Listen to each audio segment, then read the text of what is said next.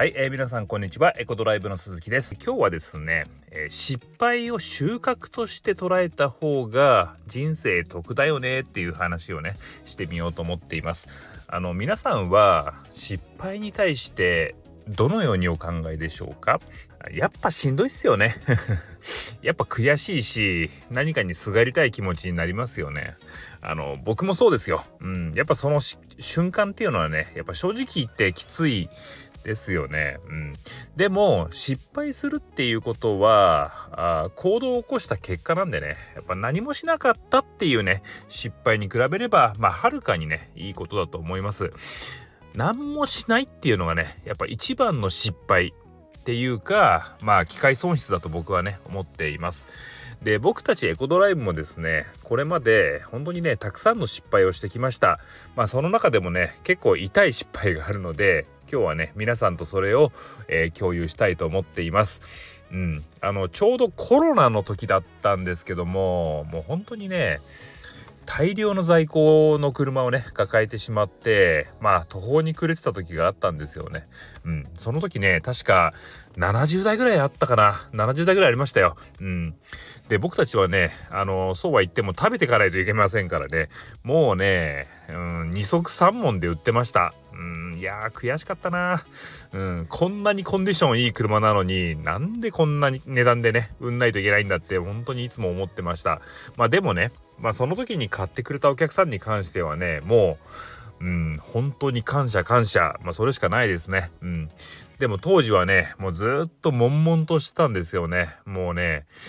利益なんかないですよはっきり言って。とにかくもうキャッシュを作るというのにね必死だったからもう1台あたりの利益なんてね考えてる暇はなかったんですね。とにかく現金に変えないとっていうことでねもうそれしかね考えてませんでした。でその時皆さん覚えてますかね。ウーバーイーツってめっちゃ流行ってたんですけどアメリカだとねもう本当にウーバーイーツとかドアダッシュとかねいろんな会社が出てきましたね。日本だとどうなんですかね。僕ちょっとその時の日本の状況っていうのは知らないんですけどアメリカはとにかくねそういったデリバリーサービスっていうものがね流行っていました。そもそもねロックダウンだったしレストランもね営業できなかったっていう状況だったんでデリバリーでね食事を注文する人っていうのがねかなり増えていた時期だったと思います。でその時ねウーバーイーツとかあとドアダッシュとかそういったデリバリーサービスのねドライバーをする人っていうのがねもうめちゃくちゃいっぱいいたんですよ。で僕たちはねまだまだ大量の在庫をね抱えてたので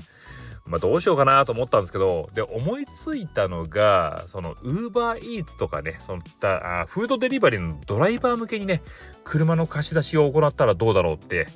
思いついたんですね。で実際彼らはですね自分たちの車を使わないといけないんですね。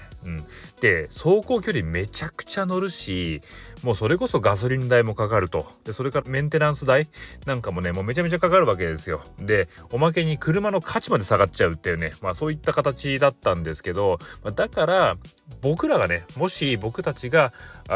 車の貸し出しを行ってでしかもねその全部込み込みもう保険からメンテナンスからもちょっとガソリンは込み込みにできないけどそれ以外のものはもう全部込み込みにして貸してあげたらどうだろうっていうね案が飛び出しました。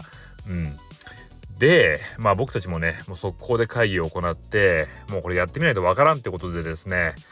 全部込み込みのリースっていうのをねそのウーバーイーツのドライバー向けにねそういった商品を作ったんです。でウェブサイトもね突貫工事で作ってもうすぐにね広告打ちました。そしたらねもう思いもよらないもうバンバン電話が鳴ってもうそこからね大忙しだったんですよね。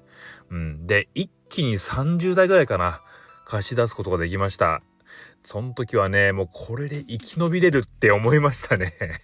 もうね首の皮一枚つながったっていう感覚でもうみんなでね喜んでました。でもねここからが悲劇の始まりだったんですね。もうね何かっていうと支払い遅延の嵐が始まったんです。もうねみんないろんな理由つけてね払わない。とにかく払わないどうだろう3人に1人2人に1人っつったらね言い過ぎですけど3人に1人がねそんな感じでしたね。